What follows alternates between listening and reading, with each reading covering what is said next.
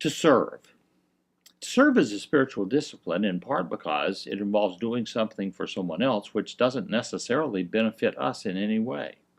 Now, what we find is when we serve, often we go away blessed by that service, but that's not why we do it in the first place.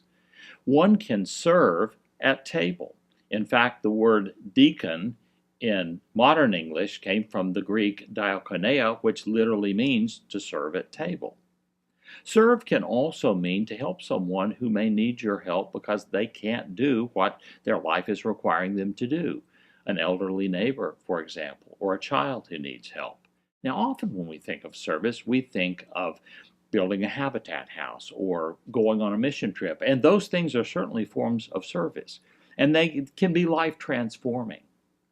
To see the face of a family who at first had no place of their own to live, who now will have a place of their own. To help them in whatever way they may need, whether that's teaching Bible school or helping to repair homes, whatever, is a way of entering God's world in a broader aspect, getting to know the way other people live that may be very, very different from the way we live. Service is not just doing for others. It's being aware of others as human beings, as children of God.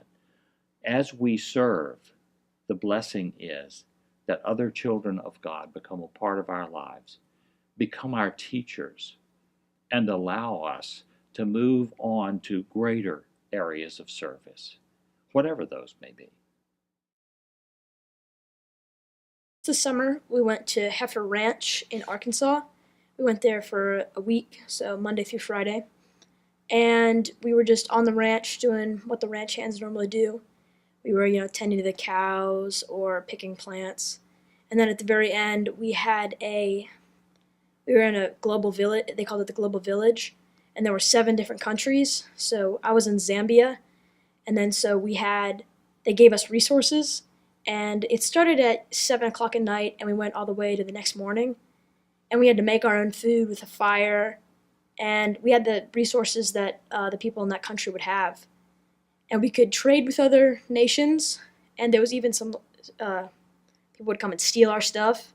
That wasn't, well looked upon, but, it happened. And so that whole trip was a lot of fun.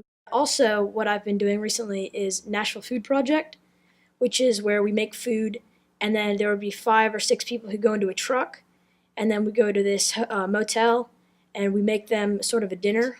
I was in the truck, and it was raining, and there were 5 other people with me, and we had sandwiches, pretzels, water, and just food for them to eat. And they would come, and we would say, how many do you want?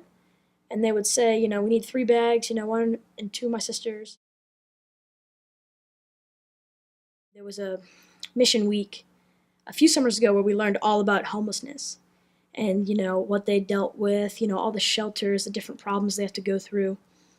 And that definitely made me more connected to the people. So every time I've done Room in the Inn since, I've made an effort to go and talk to the people that I'm serving dinner to, or to, get to know them better. This week, my challenge to you in service is not to take on one more project. Rather, to think about your intentions in your posture or lifestyle of service. Am I serving out of a frenetic energy, or am I open to God's promptings? Am I thinking about how others are perceiving me, or am I serving out of an abundance of love that God has already given me? As you serve, be open to the service of others. One of the ways the West End youth are cultivating the posture of service is through the 30-hour famine.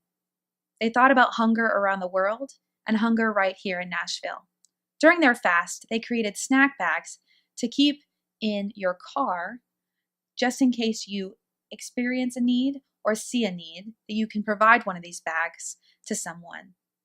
As a way to say thank you for supporting them in their fast, they'd love to distribute these bags to you to have in your car for the next time you see a need. If you'd like one, you can contact Sean Williams and he will get you them.